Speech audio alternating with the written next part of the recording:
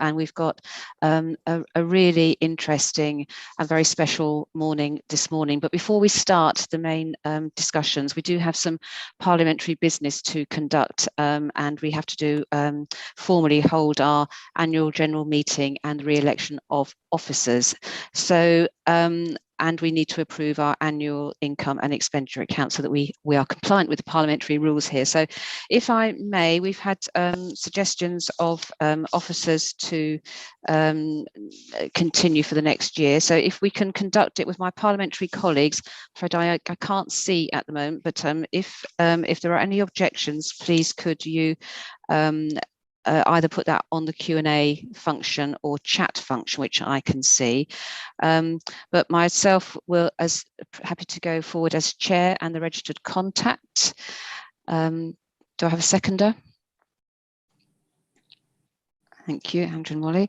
I'd like to nominate my colleague Andrew Mitchell and Baroness Meacher as co-chairs. Are there any objections? Thank you both, and pleasure working with you, and look forward to working with you again in the following year. And if I just run through other vice chairs, we have Lucy Allen, Paul Blomfield, Stuart C. MacDonald, Christine Jardine, Ben Lake, and Caroline Lucas. Is everyone happy to proceed with those colleagues from across the House, across all political parties and persuasions? And we're very keen to maintain our political balance across the House on this particular issue. So thank you for that, and thank you very much for colleagues for serving, and I look forward to working with you again in the following year. And people will have had copies of the income and statement. Do we need to do anything else? Tom, can you advise me if we need to do anything else? Then people have had that to approve that. No, there is no income and expenditure attached to the APPG, so I just need to mark that as a piece of business. Okay, thank you. So that actually concludes our AGM, which for those of you who've been in political AGMs before or in other sorts of events is a very good and swift use of our time for us to be able to thank you for indulging us to our speakers. We have a fantastic range of speakers with us this morning, and people who have given their professional time and personal commitment to the work that we are trying to do, and we'll outline some of the publicity and campaigning that is coming up later on today, and we see some great headlines in the Express today also joining the campaign. So we're going to, in order so that people listening know what's coming through, first we're going to hear from Professor Simon Wessely, then we're going to hear from Dame Jenny Murray, and then we're going to hear from David Minns. And then we will have a question and answer session hosted by my colleague Andrew Mitchell. And again, if you could put your comments or questions in the Q&A section, that'd be really helpful for my colleagues from Dignity in Dying to get those to the right people. So without further ado, thank you very much for joining us this morning to share reflections on the assisted dying debate. Can I hand over to Professor Sir Simon Wessely? Thank you. Thank you very much. That was indeed a world record for AGM, so Charlotte were as good as you. And my apologies, I'm in a cupboard at the Ministry of Justice, and it's a coffee room, so I'm attending the JAC shortly after this. Well, I'll have to leave early for that. So I'm sorry if there are going to be noises off. There's nothing I can do about it. Anyway, so I'm Simon Wessely. Was the president of the Royal College of Psychiatrists and then the president of the Royal Society of Medicine. I am a psychiatrist, obviously. What else would I be? I need to point out, excuse me, that I'm speaking in a personal capacity, not representing the Royal College of Psychiatrists anymore. We have pretty strict rules on that, thank God. I'm not on any governing body or council, and I definitely don't speak for them. We also have a rule that ex-presidents are expected to support the college at all times, which is a very nice rule, which I agree with. Should also point out, for avoidance of any doubt, I'm an incredibly strong supporter of palliative care. My mother died 10 years ago at a hospice in Sheffield, St. Luke's, and I'm still lost in my admiration for the care and love and attention she got. And nothing I'm going to say is against that, far from it, the exact opposite. I take it as read that we should continue to support and need more support for further and better palliative care. Now, as president of the Royal College of Psychiatrists, we were neutral. It was a matter for Parliament, but we left no doubt at all that if any measures were taken to bring legislation around those with mental disorders into the remit of this, that we would be opposing. I don't know our current position. I would be astonished, however, if that has changed. Psychiatry is about prevention of suicide, whether a person has capacity or not. Taking your own life is strongly, but not totally, associated with mental disorder. And unlike in other fields of medicine, we don't believe that mental disorder is terminal, that recovery is never possible. Indeed, we know that it can and does happen in most intractable situations. So what made me change my mind, and I have changed my mind, was largely my personal knowledge of, and indeed love for, Sir Paul Cosford, my friend and colleague, who developed terminal cancer dramatically whilst I was president of the RSM, and first announced it when I was chairing a meeting on assisted dying with him. And it was his views on autonomy and choice that significantly altered my view, and his belief that he wanted to have that option as he moved towards what he knew for certain would be the end of his life. He was the fittest, but ridiculously, ludicrously fit person. And it was 3 years before he did die. And I know that he didn't die in the way that he and his wife would have wished. And that had a profound effect on me. Ditto also friends with motor neuron disease. As we get older, we see more of this in a personal rather than professional capacity. So I think two things then is that for me, the issues then remain that where you have now a diagnosis that in medical terms is terminal. We can argue forever what that means, but we all know what it means, even if it's sometimes difficult to define, and where there is what we call capacity. And the general direction of travel that we're moving in society as well, in medicine, as I'm sure you will know, but I learned myself when I chaired the Independent Review of the Mental Health Act, which is very concerned with these issues around mental disorders, clearly, but the drive throughout my career, towards greater and greater autonomy and choice, even with people with mental disorders. I did warn you it would be noises off, and I'm sorry about that, but I can't stop that. That drive towards greater autonomy and choice, even those with severe mental illness, which we respected, and indeed our independent review, which is about to come onto the floor of the House, which I'm sure you're all supporting, remains the case. But that was my other kind of intellectual reason for supporting this. And to finish off, you asked me to be short, but I will be, which is that when I teach medical students, I often use examples of research of what happens to people who have in effect taken their own life for mental illness reasons, and who have the one big paper is those who've jumped off the Golden Gate Bridge in San Francisco. The other is people who throw themselves in front of trains. Both of these are supremely lethal ways of doing this, except they're not entirely, and around 2% of people survive. And when those are followed up, you find that their lives have changed very dramatically, and they no longer represent a serious suicide risk. So even in the most extraordinary circumstances, recovery is possible.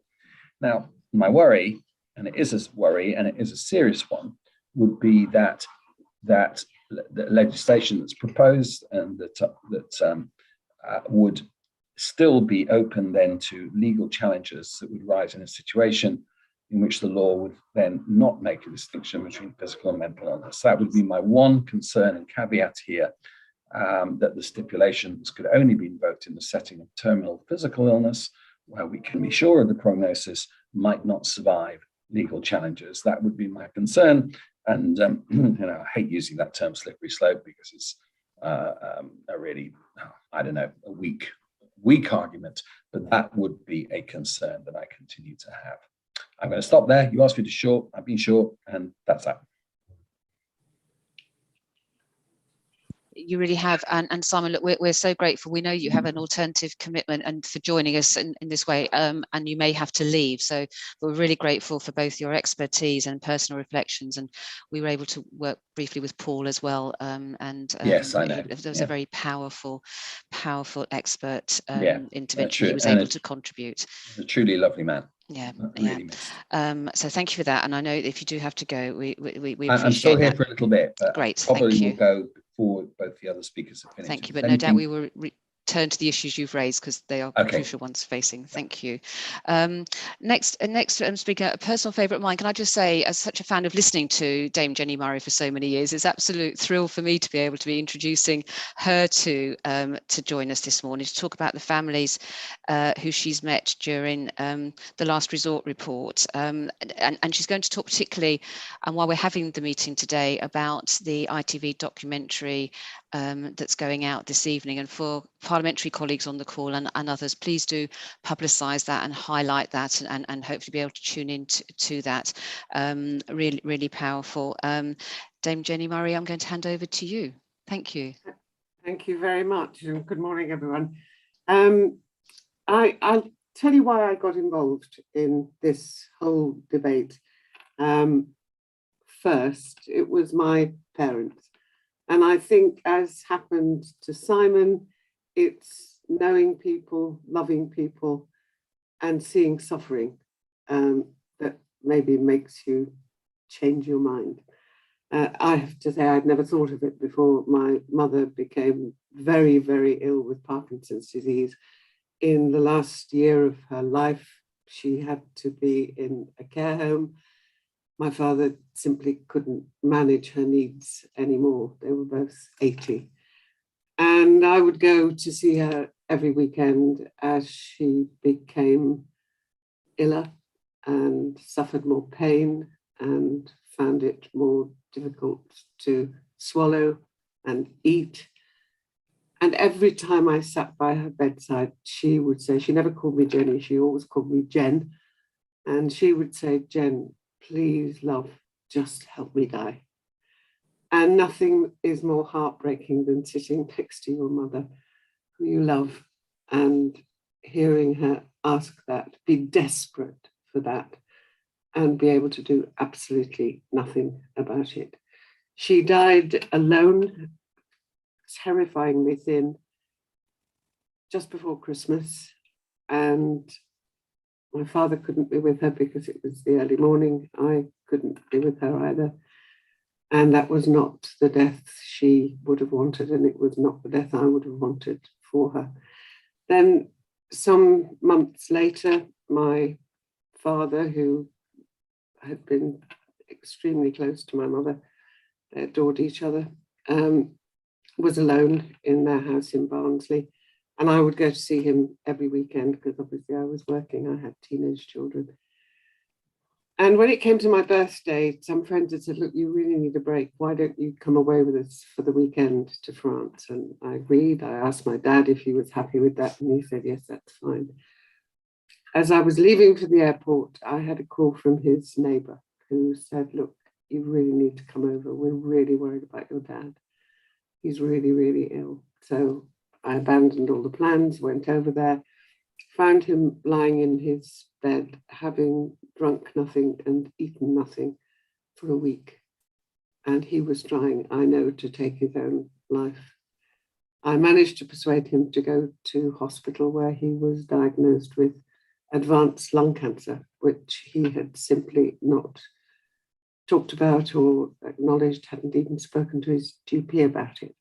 So I was shocked at that diagnosis, but I was very, very lucky in that I, like Simon, managed to get him into the Barnsley hospice. You know, hospices are not properly funded. They find it really difficult to keep going. But if you're lucky enough to get someone you love into a hospice, they will get the best palliative care, which is what my father had. And 2 weeks after he went in there, he died in my arms, having thanked me for being with him all the way through it. And that was the death he would have wanted. And it was certainly the death I wanted. But if only he hadn't had to go through that period of trying to kill himself all by himself. You know, I've heard so many stories from people children, I have to call them children, although obviously they're not children. I wasn't a child when all this happened to me. I was a middle-aged woman. But children whose parents have become so desperate in their pain and no doubt begging, just as my mother did, please, please help me die. And these children have found a father who had been in the army, who kept a gun under safe, proper conditions in his attic, but became so desperate he managed to get to his gun and he shot himself. Another woman I've spoken to whose father again was so desperate and in so much pain, he hanged himself in his garage. And we know that some 300 people do kill themselves in that way. And I don't like to call it suicide. There is a difference between the suicide of a mentally ill person and the suicide or death and what ought to be assisted death of the person who is in so much pain and know they are about to die anyway, who has to do something so drastic to end their suffering. And the impact on the rest of the family is appalling. It's terrifying to think that your mother or your father could do such a thing. I've been talking for the program, which is broadcast tonight. We have tried to take a balanced view of this. We've tried to talk to people who are not happy for the law to be changed and to people who would be very happy for the law to be changed. And I think the most impressive person that I've met through this whole research for the program is a woman called Wyn Crew, who, funnily enough, I had interviewed nearly 20 years ago on Woman's Hour when her husband, Reg Crew, became the first person in this country to be named and indeed filmed at the time as someone who managed to go to Dignitas in Switzerland. He had motor neurone disease. He had no function left at all. He couldn't even hold his head upright. He could only manage to swallow and to speak, which was absolutely necessary for him to be able to be helped to die. He had to be able to vocalize his desire to die, and he had to be able to swallow the medicine that he was given. And Wyn went with him, with her daughter. She's now 90 years old. She's the sparkiest 90-year-old I have ever met in my life.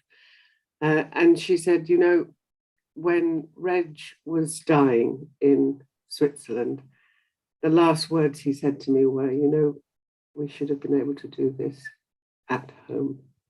And she promised him that she would campaign for a change in the law, which is what he so desperately wanted.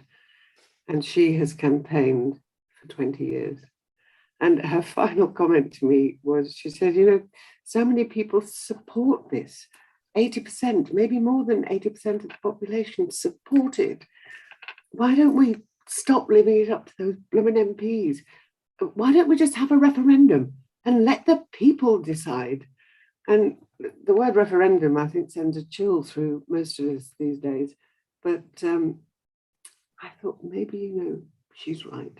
So many people do want to have the choice. The other person I spoke to who appears in the film tonight, who is very interesting, is an American doctor. She's in California, where the law is very similar to the law that has been proposed by Baroness Meacher. And she helps people to die. Her own husband developed motor neurone disease, and he had help to die. So she has a very personal involvement in this, although of course she was not his doctor, she was his wife.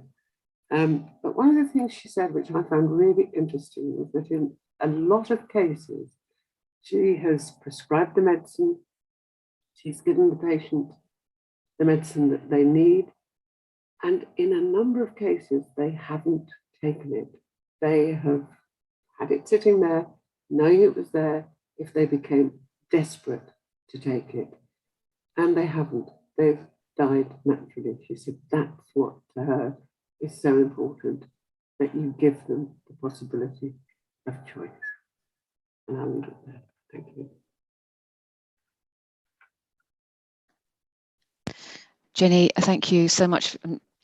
Obviously, I'm so sorry for your loss and the experience, but thank you for sharing both your personal reflections and experience, but also using your voice and your considerable experience and people, it's going to make such a difference seeing that documentary and hearing your voice again on this, I think, and thank you. It's 7:30 this evening for other colleagues who don't know, so please, let's hope we can check with that and really look forward to doing it. And highlighting Wynn's experience in those 20 years really brings it home, doesn't it, as well, of how long debates do continue. Thank you for that. Next, we're going to hear from David Minns. David, you're going to talk us through your recent loss of your daughter and the options and however you want to take your contribution. We're really grateful to you for joining us this morning again. Over to you.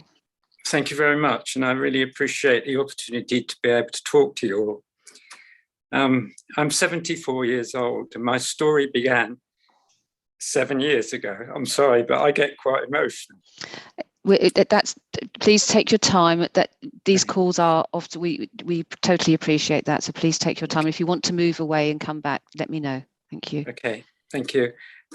7 years ago, my daughter was diagnosed with a sarcoma, a very aggressive sarcoma in her face. And she had extensive surgery at the Marsden, and it removed the tumor and most of her face, including an eye. They gave her 5 years, and in that time, she endured all sorts of treatments and surgeries, and she was amazing. The fact that she was on her own, she relied very heavily upon the family to look after her, and she kept going until 2 years ago, when it suddenly became much more aggressive, and she was really struggling. And unfortunately, at the same time that she was told that she'd got months left to live, I was diagnosed with multiple myeloma and amyloidosis, which affects 500 people in the country every year, but 500 out of 60 odd million doesn't get enough statistics to be able to come up with a reason for why we get this.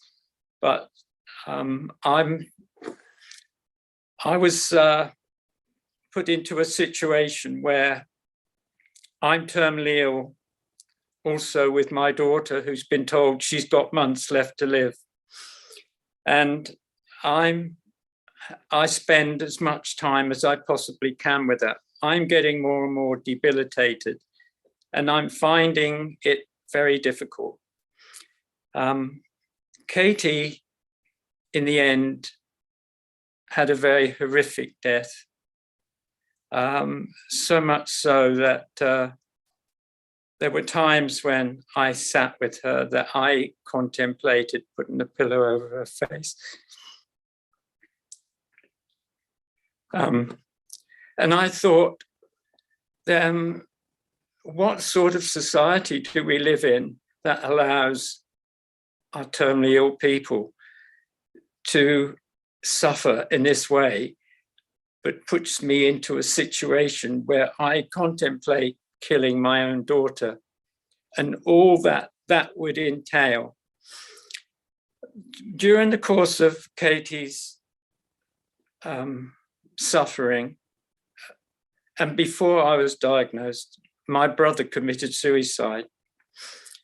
This horrified, she was so angry with him because there was no reason for him to have done it. And we don't know why he did it. and it was completely premeditated. It wasn't a spur of the moment thing. And she was so angry that she suffered everything that she suffered, and that he went and did what he did. But he was totally unaware of the collateral damage that it entailed.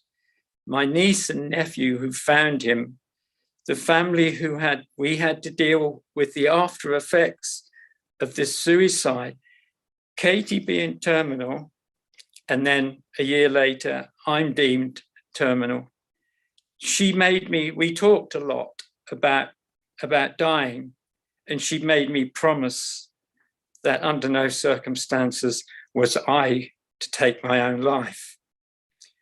But I find that the situation that I'm now in is that as things stand, that my treatment is such that the best that they can do for me is to arrest the disease, as to try and stop it getting any worse. They can't improve my situation. I am deteriorating almost on a daily basis. The only part of me that's not infected is my brain. So that I'm still, and I'm going to be fully aware of exactly what's going on with me. From my fingertips to my tips of my toes, there isn't a part of me. I've got neuropathy, I've got posterior hypotension, I have no taste buds, I have I'm not trying to give a picture of somebody who is there are a lot of people who are probably worse off than where I am. But under the circumstances that which I have lived under, I'm finding it very difficult. But the options that are open to me as things stand at the moment is that I take my own life, which I won't. I have the disease is going to slowly clog up my organs, and that one by one my organs will and can shut down. My best case scenario, that my heart goes first and that I will die from a heart attack. That's the best thing that's available to me. So as assisted dying in this day and age, assisted dying, it's never going to be there for me. It's never going to be an option, because I'm not going to live long enough for this law, if it ever becomes into passing, is never going to get passed in my lifetime. So it's not going to be there for me.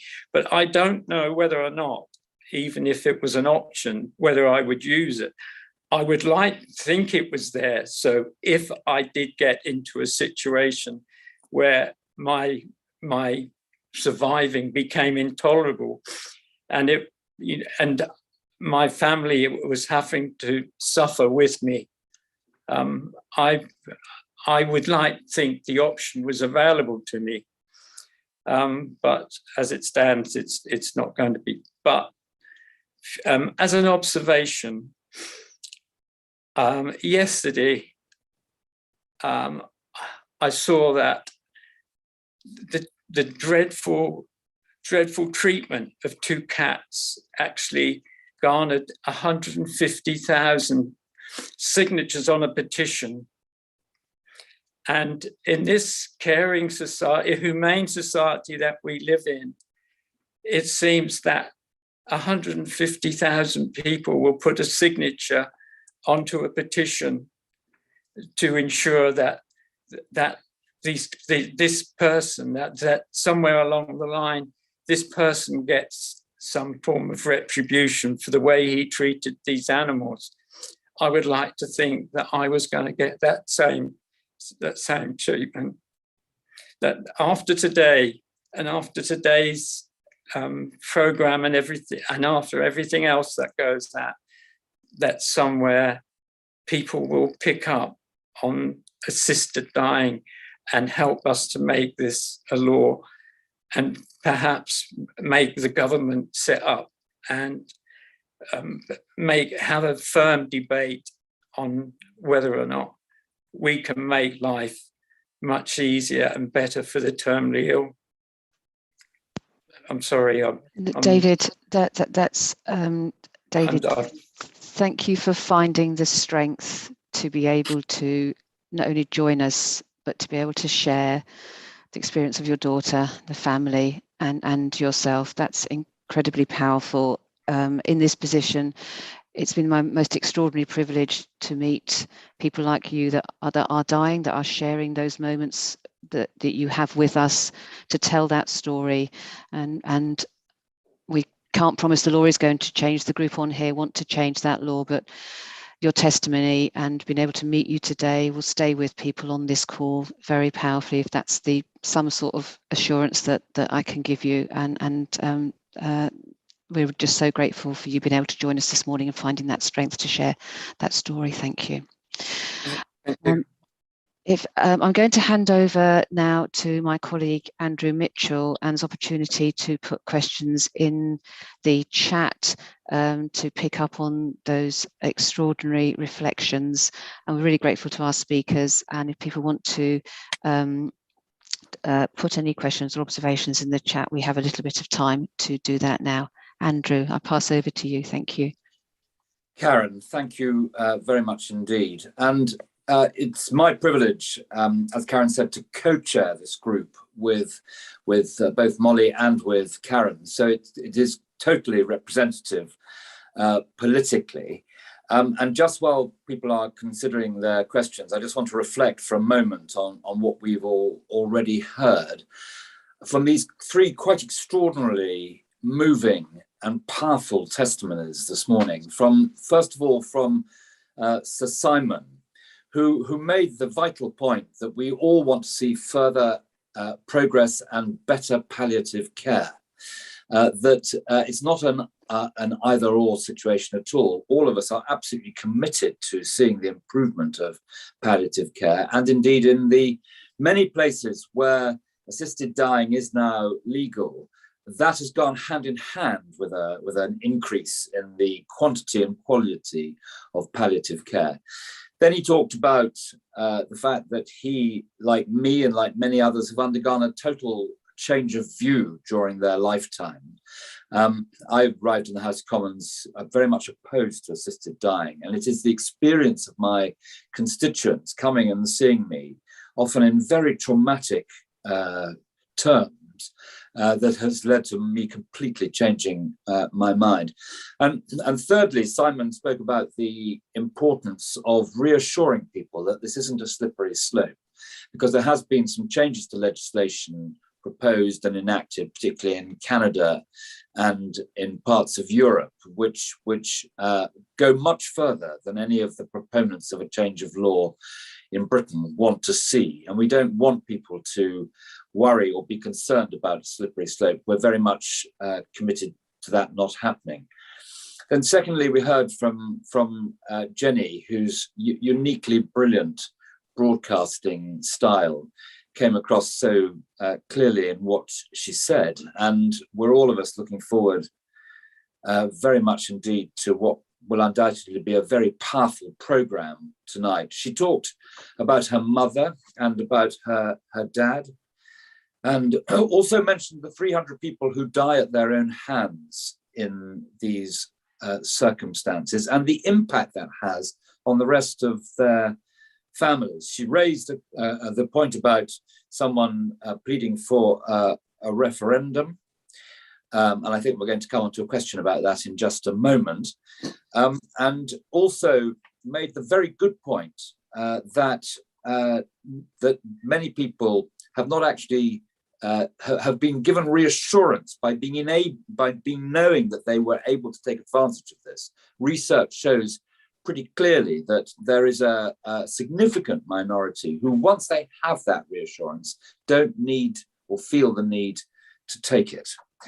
So that'll be 7:30 this evening, Jenny, and thank you so much for what you've done to progress that programme. And then finally, we heard with enormous courage and bravery from David Minns, who talked about Katie, his daughter, and his brother's sad death and the effect of that, and also about the options available to him in his current circumstances. And he made the incredibly good point about the issue with the cats yesterday. And we are a caring and compassionate society in Britain. We see it in so many walks of life, but not yet in this one. And he makes the point so eloquently that we need a change in the law. So thank you so much to all our panelists. I echo what Karen has said, and the thanks of everyone on this call will be the same. Now, the first question I want to raise is one that has been put, and it is about whether or not, if not a referendum, how else do we change minds and change the law? And perhaps the best thing to do with this is for me to throw that to the panel for their comments. But perhaps I can, and then first of all for Karen as well, because obviously she and I spend a lot of time wrestling with this. Most of us are, I think, nervous about referenda.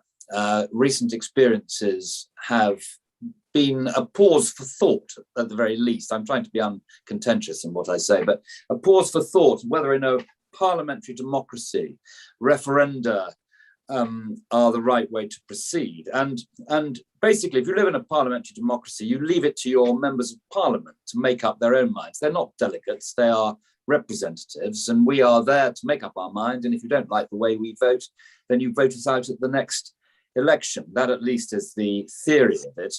And so, you know, we're not going to have a referendum on this. There are other things to do. You can have a citizens' assembly, but really Parliament is the citizens' assembly. So the critical issue is votes in the House of Commons. The votes in the Lords have already led to a position where the Lords is in favour.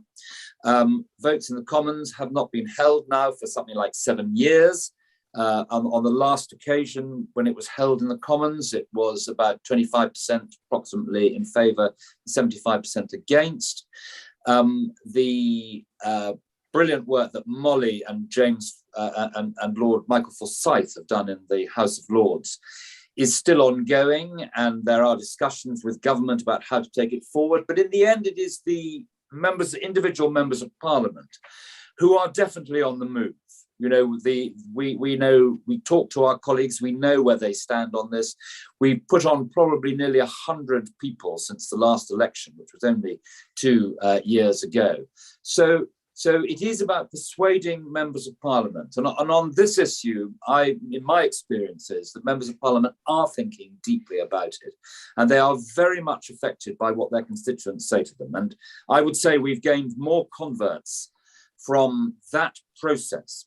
Members of Parliament hearing the sort of stories that we heard from David today, that leads to them deciding that this cautious, sensible and much needed change in the law should take place. So that would be my answer on referenda. But I don't know, Karen, whether you want to add to that. Thank you, Andrew. Yes, and I think, and as Jenny intimated, we were all a bit referenda. I think we've learnt why a binary question without clear roadmap of what happens next, which still involves the scrutiny that is needed for a change in the law, doesn't happen. That is not a way to bring people together, regardless of your view. I'm also vice chair of something called the British Irish Parliamentary Assembly, and in partly in that role, I spend a lot of time in Scotland, Wales, Northern Ireland, and across Jersey and Guernsey. I think the lessons learned around Citizens' Assembly in Ireland, around some difficulty, I'm very much persuaded by that. I wasn't, but I was. I think it offers a way of bringing together lawmakers, difficult issues, and the wider public to share those in a safe space with well-informed debate. So I have moved in my time since being an MP to thinking Citizens' Assembly may be a way forward for us, and that's been tried in another way in Parliament. And I think the most influential thing that is happening at the moment, though, to assure people on the call, is what's happening in Scotland and Jersey. I think the debate in Scotland now and the way that they do their sort of pre-legislation scrutiny consultation is really powerful lesson for us, and it's, you know, part of the United Kingdom, depending, you know, regardless of your views about independence. I think that's very powerful to persuade other colleagues in Westminster that is happening. We know about what's happening across the rest of the world, but for it to be happening in Jersey and in Scotland, I think that's a way forward. But I, again, to say to David, when we've heard and when individual MPs have had constituents come into surgeries, sharing these stories, highlighting that the law as it stands is not working. I think for many of my colleagues, they think the law is working and the move is something into the unknown. And I think, again, we've heard these powerful examples today and from Jenny's programme tonight, how things, frankly, are not working and that something needs to be done. Thank you very much, Karen. If I can just say, yes. Andrew, you know, I am completely with you on the question of parliamentary democracy, and the word referendum does send a chill down my spine.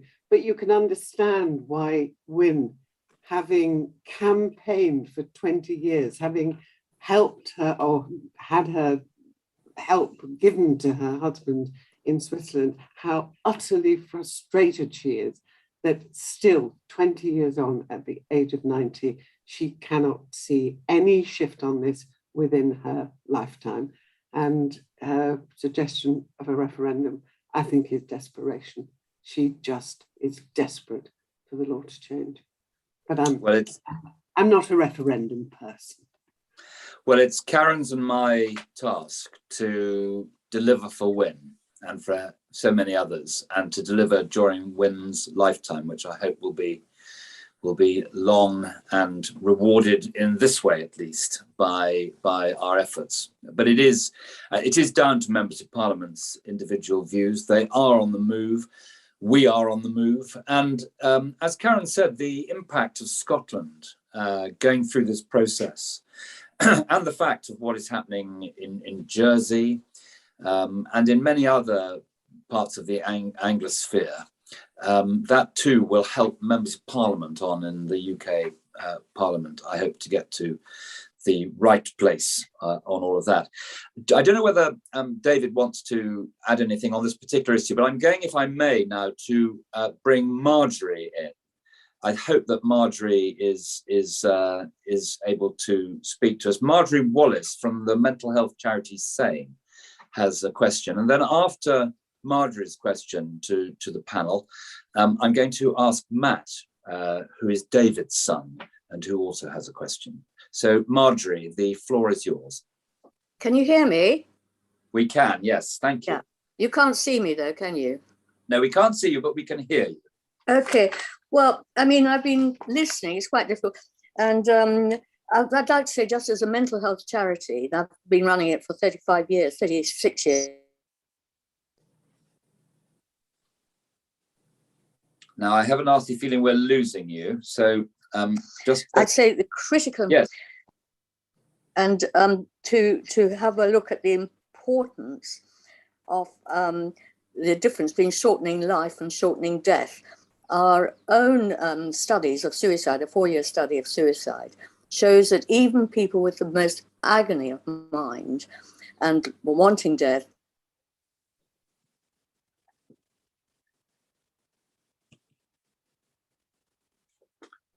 I'm afraid we've attempting suicide, a significantly ill second. Can you hear me? Marjorie, we lost you just at the point where you were talking about the results of your 4-year survey. So could you just go? Okay.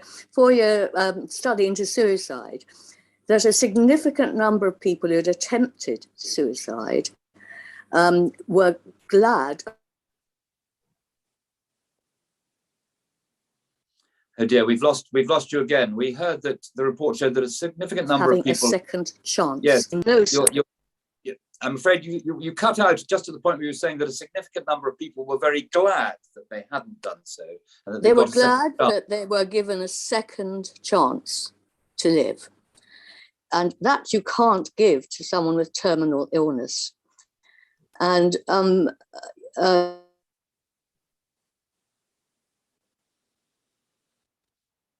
I think we're going to. Can you hear me now? Me? Yeah. Yes. We can hear you. Okay.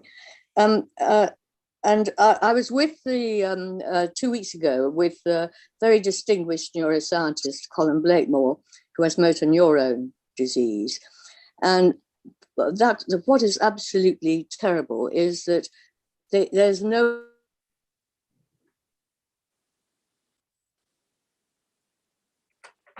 No, we've lost you again, I'm afraid. But to go to, we feel, I don't know what's wrong. I'm trying, I'm speaking in. Do you want me to? Keep going. We're hearing you now. Keep Okay. going.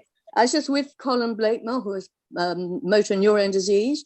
And it comes home the appalling nature that somebody who does not want to commit suicide is going to have to go to Holland. Yes. Okay. Well, Marjorie, I think we've got the point. You've gone again. But so much. You keep on going. I'm afraid. Yes. Let's see if we can get the question out. Yes. Yeah. Well, I'm just hoping that the politicians, when the ONS figures come out about suicides, realise that there's a cohort of people there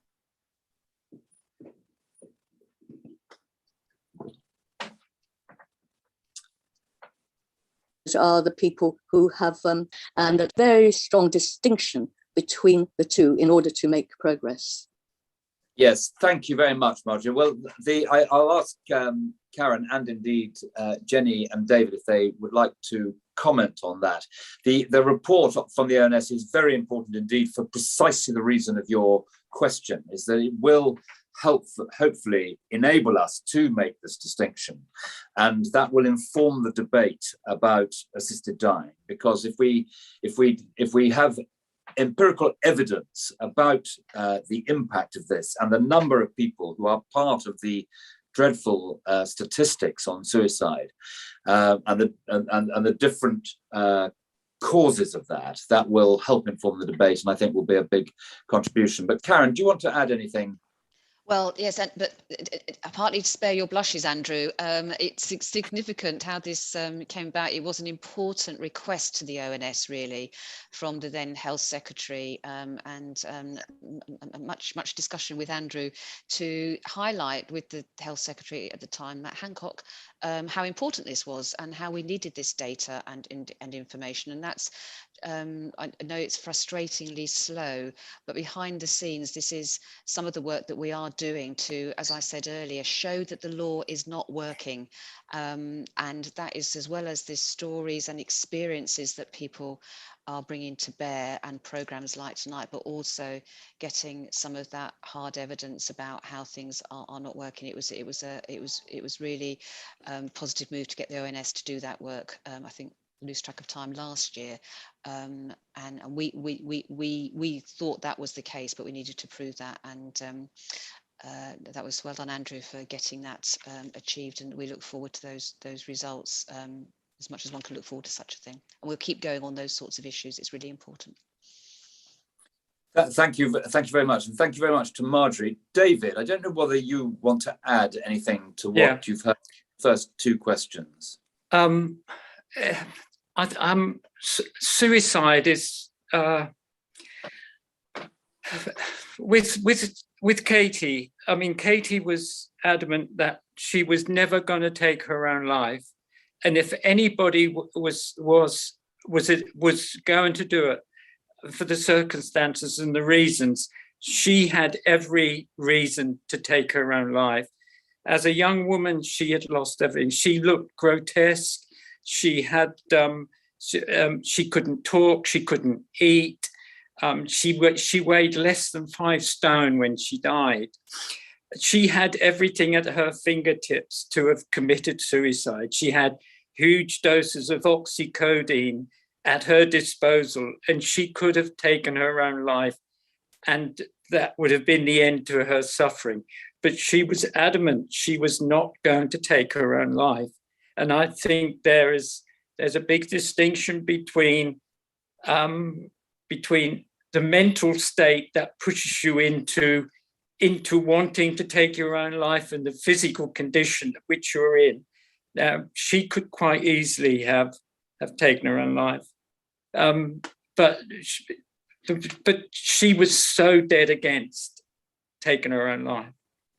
But she was prepared to suffer everything that she did rather than do that. So I think that even though you might have all the equipment, you haven't got the, you have to have the will to want to do it. I couldn't take my own life as I am at the moment, as I feel at the moment. I hope that doesn't change, because I wouldn't want to put my family through it again, having gone through it once with my brother, and having seen what my daughter endured. I'm sure that I can endure as much, just to ensure that in her memory, I promised her that I wouldn't, and I won't. Thank you, David, very, very much for that. Jenny, do you want to add anything on Marjorie's question or on the other issues that have been raised, including what David has said? You see, what David is saying is absolutely the root of my support for this change of law. It's about choice. It's a question of choice. I would never have thought my father would have chosen to take his own life, but he was so in pain, he was so ill, he knew he was going to die. He just wanted to get it over and done with, so he tried to do it. He failed because I intervened, and I have no regrets about intervening. I had to really bully him into going into hospital. He just wanted to stay at home and die in his own bed. And I remember I sounded very much like my mother. She had a very similar voice to mine. And I remember standing in my father's bedroom and saying, for goodness sake, just get on with it and get into hospital, which is exactly what my mother would have said to him. And suddenly, oh, all right then, off he went to hospital. That's where he got his full diagnosis of advanced lung cancer. And that's how he ended up in the hospice. And as I said earlier, I too am a great supporter of excellent palliative care, which is what my father had. But I know how difficult it is to get someone into a hospice and get the kind of palliative care that my father had. He needed to be able to make the choice. And when he was in the right place with the right palliative care, he no longer wanted to take his own life. He enjoyed the puddings that they served him in the hospice for the 2 weeks before he died. He enjoyed the conversations that he and I were able to have during that period, things that my mother had been denied. She would definitely have taken the option of an assisted death if it had been available, with me at her bedside, with my father at her bedside, with her grandson at her bedside. And it would have been a peaceful, dignified family occasion. Thank you very much indeed. Now, we're going to just hear, I hope, from Matt, David's son. Matt, can you hear us all right? I can, yeah. Great. So, as you've heard, I recently witnessed my sister suffer a horrible death, despite fantastic palliative care from St Nicholas's Hospice. And I'm now facing the prospect of seeing my dad endure the same, when there should be a safe, compassionate alternative available. My family has also been devastated, as you've heard, by a death by suicide. And I understand that, Jenny, you've spoken extensively to families who have seen loved ones die through an assisted death, a bad death through a terminal illness, and through taking their own lives unexpectedly. And I wonder if you could say a bit more about what the research shows about the different psychological consequences of those three types of death for the bereaved families. Matthew, thank you very much indeed for that. What extraordinary family you are, with such powerful ability to get across this vital message. Jenny, will you respond to what Matt has said and also what David has just said too? I have friends, Matt, who have had sons who have taken their own lives because they were, at the time it happened, not of sound mind. And nothing could be more devastating for a family than for that to happen, and not to have known it was going to happen, and like happened to your uncle.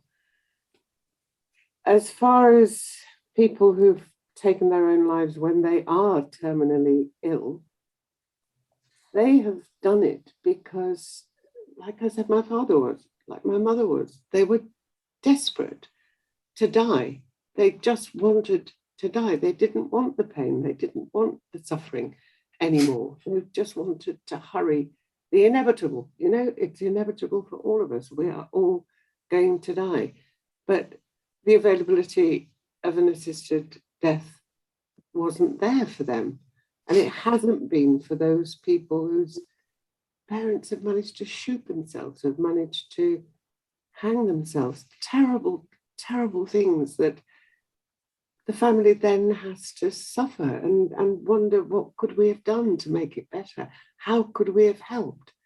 And if there were the possibility of assisted dying, as I said, what I imagined would have been the right way to do it with both my father and my mother, is for us to have the kind of peaceful death that I saw, because I saw the film of it, with Reg Crew, Wynn's husband, who had to fly with his terrible disability from motor neurone disease to Switzerland, but he was given the medication by the nurse at Dignitas. His family were not involved in actually giving the dose, so they were not assisting his suicide, but they were there. They saw him die calmly and peacefully and with dignity. And they talk about it openly as being the right thing to do because it was what Reg wanted. And I just can't see that we can see those things in the same terms. To have your wife and your daughter sitting next to you, holding your hand whilst you die with help, peacefully and calmly and in a dignified manner, has to be the way, but it has to be the patient's choice. The patient has to have the mental capacity to make that decision. It's choice. Jenny, thank you so much. And on that note, we're running out of time. These meetings I find them incredibly moving and powerful. And I think that for all of us, they will us on to make this happen, to get this huge, great, necessary piece of social legislation through. So thank you so much to our panelists, to Sir Simon, to Dame Jenny, and to David, and to all those who've contributed today. There's some messages, I think, in the chat, which we haven't got time to read out, but they are powerful and helpful, and they come from highly expert sources. So to everybody, thank you so much, and I'll now hand back to Karen to close the meeting. To echo those points, Andrew, and again to thank everyone for their extraordinary contributions. Thank you everybody else who has joined us today, fellow parliamentarians and others, and very much look forward to the programme tonight on ITV at 7:30. Thank you.